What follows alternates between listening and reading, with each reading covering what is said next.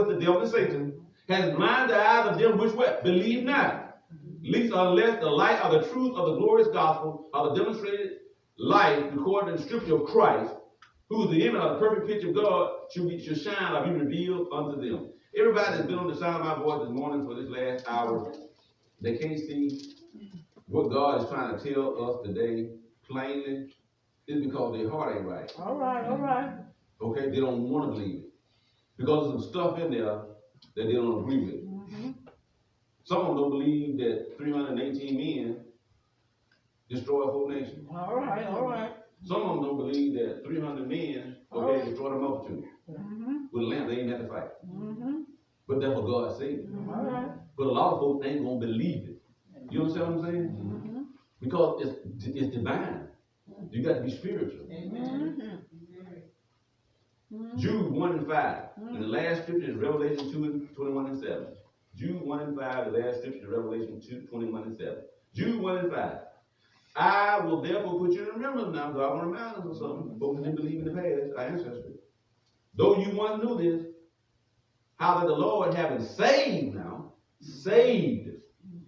or healed, delivered, and set free the people out of the land of Egypt. But what happened? Afterward, destroyed them that what? But he destroyed them that believe not. Or they became weak in their faith as a result of their unbelief in the thing that God had promised them. Destroyed them, saved them. And then they still walk in unbelief. So what God had to do? Kill all of them. Destroy. That word for us too.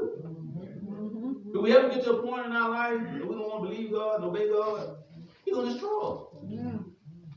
The last verse in closing.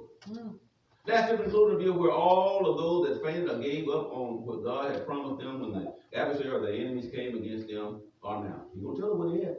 And where all of us in the present time and those in the future will end up if we faint or give up on the promise of God to always heal, deliver, and save those that are truly healed.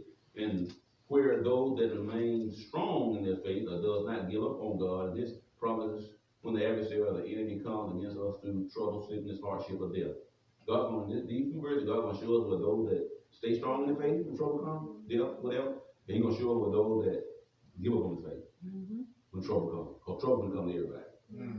Revelation 21 and 7. He that overcomes or remains strong in the faith or stands on the promise of God even when the adversary or the enemy and trouble comes, shall inherit all things.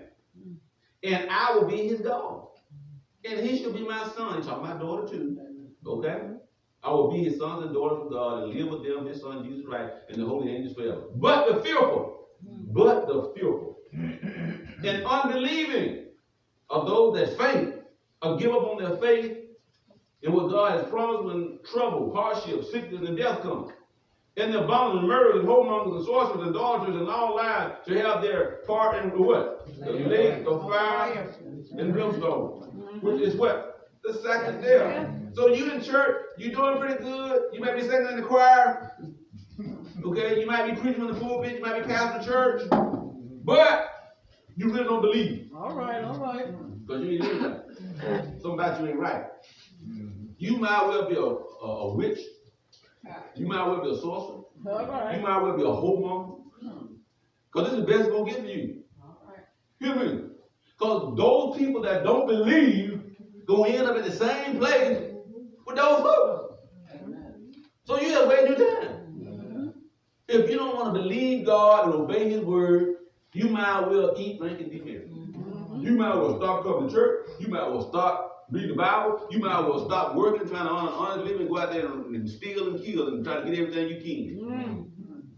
Because while you working hard, nothing ain't going to do you no good. All right, all right. Because a few days you're going to die and bust here wide open all the time. Jesus. So if you want to live right, trying to be a good citizen, trying to take care of your family, a good person, you want to do that, that's hard work. Hard work. It ain't hard to steal, kill, and take some stuff. Ain't nothing hard about that. That's easy work. That's why they slinging drugs and dope and all that stuff. Because it's easy, they don't want to work. All right. Working hard, you got to be disciplined.